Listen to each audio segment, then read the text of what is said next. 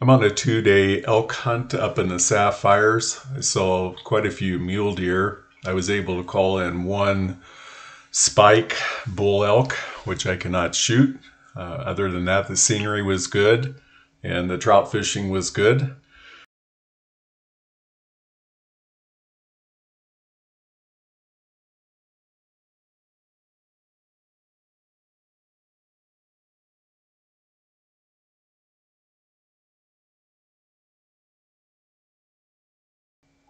I enjoyed watching this doe and her two fawns cross this fence.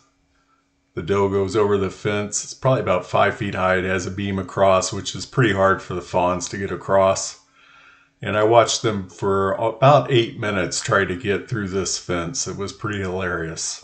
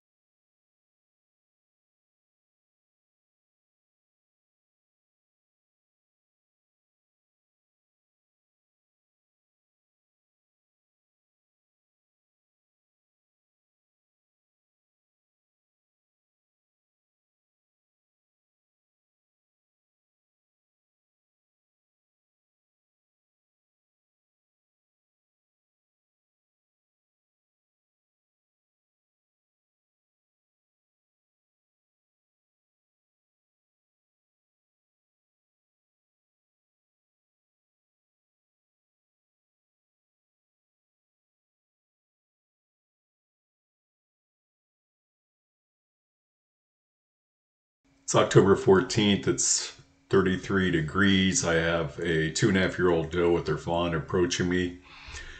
The wind was out of the northwest, but thankfully it switched to the southwest. Otherwise, this doe would have busted me. I had my camera facing the northeast because I thought this doe and fawn were going to go on the other side of me, but then they switched and came to the south. And so when I switched my camera back around, I had to be very careful. I didn't get it quite far enough to get this shot.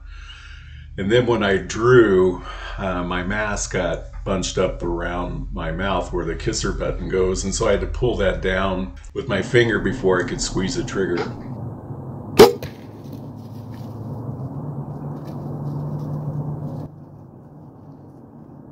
Both the fawn and the doe jumped the fence here about 60 yards after the doe was shot. This is the arrow that went through that doe. I think she'll go more than 90 or 100 yards. The arrow's just coated with blood. There's a pretty good blood trail here.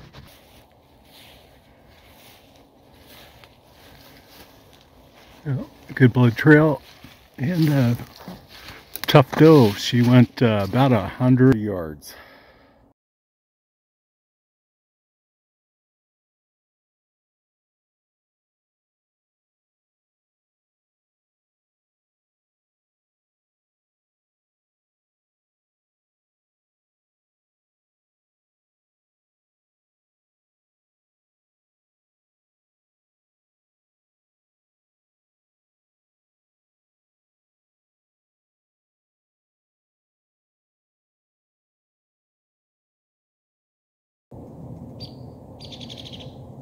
Yeah.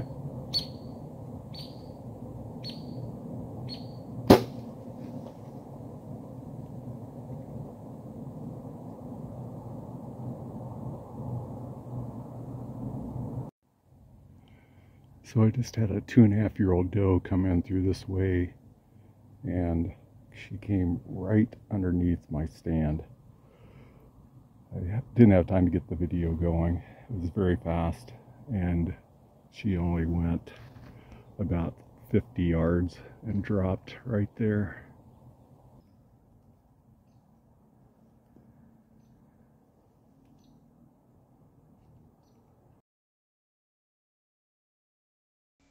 I have a fork buck and a spike buck that are hanging around this dead doe.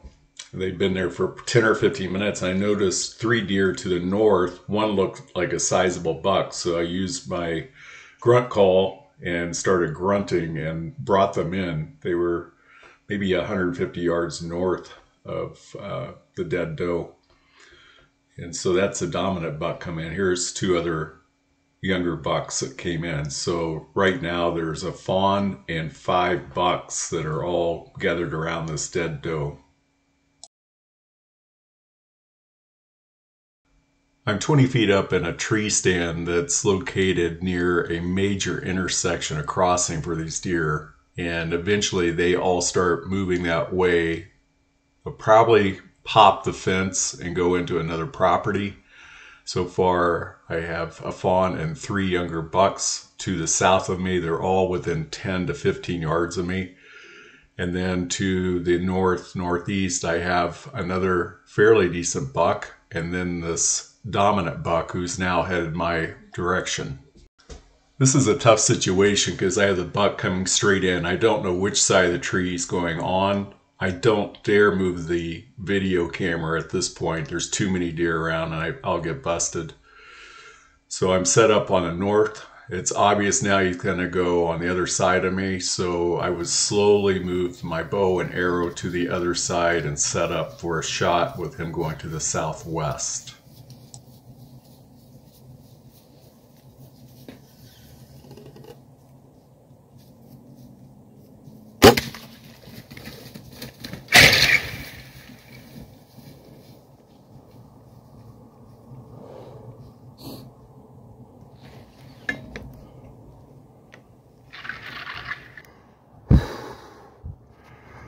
I had 4 bucks around me. The dominant buck came in. I passed up shots on the others. This is a heavy frame. Nice buck. Drilled him good. You can see my arrow. See my arrow right there. Part of it he broke. And he made it through that first fence, but he didn't make it through the second fence. Wow. I've got these 2 young bucks looking over the situation at about 60-70 yards. I need them to move on so I can get down from the tree. I don't want to educate them about my tree stand. But they've been here about 15 minutes and they're not moving. I may have to make some noise. So I played some Fernando Ortega music off my smartphone thinking it would scare these bucks away, but instead they came looking to see what it was about.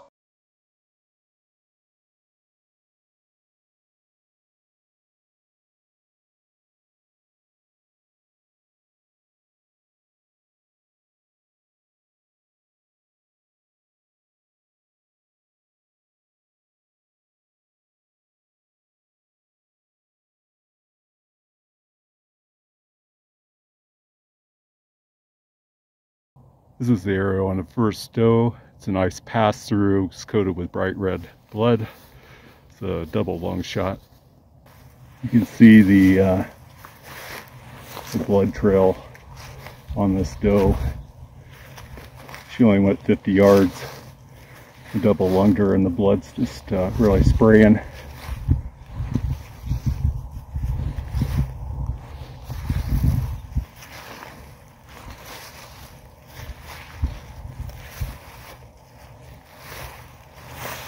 Wow. Yeah, just an unbelievable blood trail.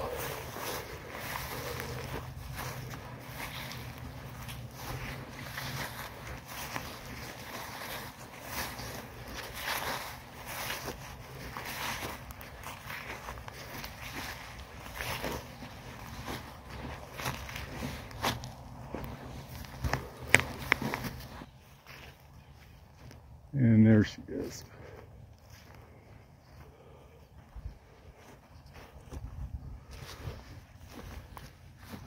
I was shooting down on her pretty good, so that's a pretty good placement.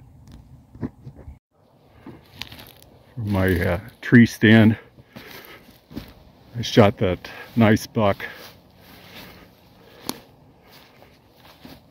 about in here, and then he tried to get through this fence and pulled out the arrow and broke it. And he tried to get to that next fence. It's about 60 yards and couldn't make it. This is where that buck crossed. Somehow he got through this fence, but he lost a whole lot of air doing so. You can see the blood there on the other side.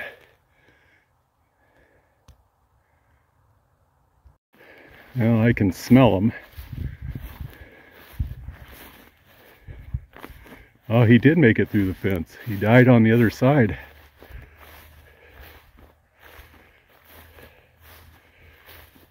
Wow, what a dandy.